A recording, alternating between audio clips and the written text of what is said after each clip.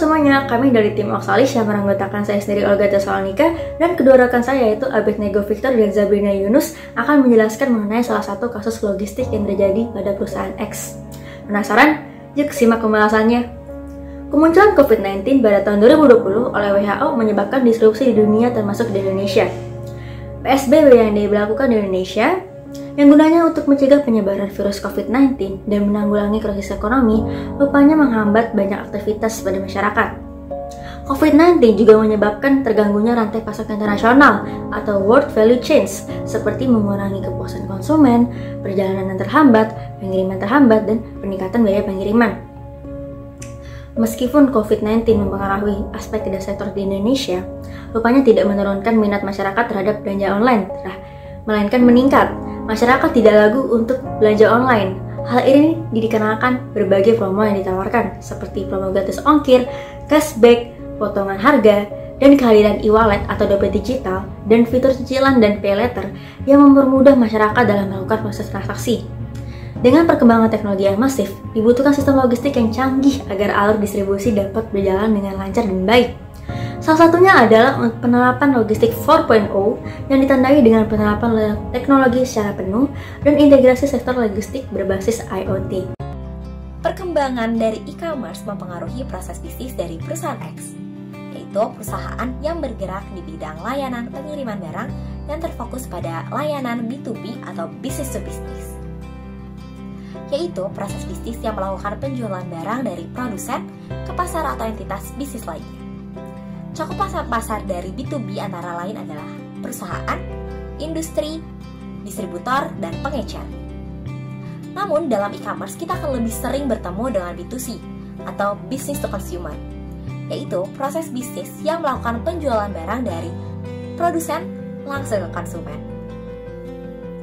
Perbedaan ekosistem antara B2B dan B2C tentunya membutuhkan perusahaan X untuk beradaptasi. Perusahaan X harus melakukan analisis bauran pemasaran 4P. Yang pertama adalah produk. Perusahaan X menyediakan pelayanan atau jasa angkutan kargo ke seluruh wilayah, serta jasa pengiriman dokumen dan barang. Lalu yang kedua adalah price. Dengan sistem operasi yang berbasis internet, pengiriman dengan perusahaan X dapat dilacak secara online. Dan estimasi biaya dapat dihitung secara otomatis dengan memperhitungkan berat dari barang dan juga estimasi jarak wilayah. Lalu yang ketiga adalah place.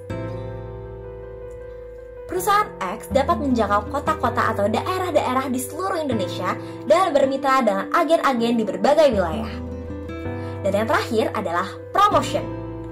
Promosi yang dapat dilakukan oleh perusahaan X sangat beragam. Yang pertama adalah dengan menerapkan integrated digital marketing atau menggunakan teknologi atau informasi yang telah tersedia. Contohnya adalah sosial media, website, dan juga e-commerce. Lalu yang kedua adalah menerapkan diskon dan juga promo. Penerapan diskon dan promo dapat dilakukan saat peluncuran produk-produk baru dari perusahaan X atau pada hari-hari besar seperti Harbolnas ataupun hari raya. Lalu yang ketiga adalah menciptakan tagline dan menggunakan tagline secara konsisten pada promosi yang intensif. Lalu yang keempat adalah menciptakan dan menggunakan fitur limit waktu pengiriman barang. Contohnya adalah perusahaan X melakukan atau menciptakan limit waktu pengiriman barang selama 3 hari. Oleh sebab itu, apabila barang tidak sampai dalam waktu 3 hari, perusahaan X harus melakukan refund sebagian kepada konsumen. Lalu yang keempat adalah membuat web series yang menunjukkan kontribusi perusahaan X. Dan web series ini, masyarakat awam akan mengenal perusahaan X. Selain bauran pemasaran 4P, perusahaan X juga dapat melakukan atau menerapkan inovasi smart logistik 4.0. Yang pertama adalah menerapkan automatic identification seperti radio frequency identification atau RFID. RFID adalah sebuah sistem yang dapat menyimpan dan mengambil data dari jarak jauh menggunakan perangkat label RFID. Integrasi RFID, real-time locating system, dan juga manajemen pemesanan dapat melacak rantai pasok menggunakan teknologi GPS yang tertera pada alat angkut transportasi logistik. Sehingga sistem transportasi menggunakan cloud internet berbasis IoT, iOS, dan IoT. Informasi yang didapatkan dari RFID kemudian diolah oleh perusahaan X dan dimasukkan ke dalam suatu website dalam rangka untuk transparansi kepada masyarakat atau konsumen. Fitur-fitur yang terdapat dalam website tersebut antara lain adalah informasi mengenai agen-agen yang tersedia di berbagai wilayah tertentu. Yang kedua adalah profil dari kurir. Yang tiga, lokasi real time. Dan yang keempat adalah detail dari pengiriman barang dan juga posisi histori. Website ini juga menyediakan layanan untuk bermitra bagi agen-agen yang ingin bergabung dengan perusahaan X. Website ini dapat diakses menggunakan akun maupun tanpa akun. Namun, penggunaan akun diwajibkan bagi pihak-pihak yang ingin melakukan mitra dengan perusahaan X. Website ini berguna untuk meningkatkan kepercayaan konsumen terhadap perusahaan X. Lalu yang kedua adalah menerapkan sistem logistik higienis, yaitu logistik berbasis IoT yang mengedepankan kesehatan. Dengan integrasi aliran informasi, aliran uang, dan aliran pasok higienis.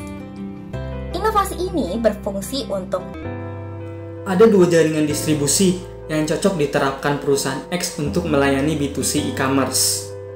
Pertama, gudang agen dan franchise. Jaringan distribusi ini cocok untuk perusahaan yang baru dalam segmen pasar dan dapat menjamin kualitas layanan distribusi. Distribusi jaringan ini terdiri dari gudang pusat dan agen.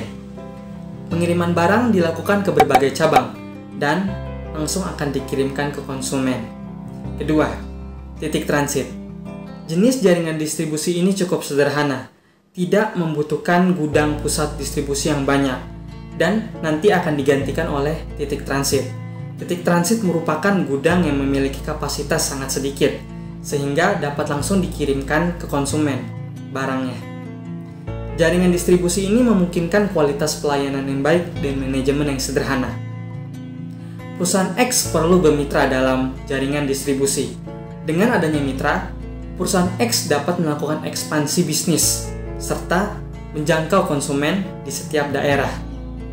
Ada 4 kemitraan yang mempunyai potensi untuk perusahaan X. Pertama, agen dan franchise. Kemitraan ini berpotensi karena dapat menjangkau konsumen di setiap kota di Indonesia. Model kerjasama ini dapat dilakukan dengan pembukaan agen dengan biaya yang terjangkau dan pengelolaan dari agen pusat kota. Kedua, e-commerce. Potensi dari kerjasama ini sangat besar karena terjadi peningkatan frekuensi belanja melalui e-commerce di masyarakat. Model kerjasama dapat dilakukan dengan sistem pembayaran terintegrasi dalam satu aplikasi yang sama. 3. Mitra sesama jasa logistik. Kemitraan ini dapat meningkatkan brand awareness dari konsumen dan meningkatkan kredibilitas dari produk perusahaan X. Model kerjasama dapat dilakukan dengan kolaborasi aplikasi penyedia layanan transportasi ternama. Keempat, mitra non-marketplace. Kemitraan ini dilakukan untuk instansi yang membutuhkan pengiriman paket dalam jumlah yang banyak. Hal ini dapat meningkatkan kepercayaan instansi terhadap produk perusahaan X. Model kerjasama dapat dilakukan dengan sharing profit dan melakukan kerjasama dengan marketplace toko besar, UMKM maupun event-event besar. Sekian dari kelompok Oxalis. Besar harapan kami jawaban yang telah kami paparkan dapat membantu untuk menyelesaikan permasalahan logistik perusahaan X secara efektif dan efisien. Terima kasih.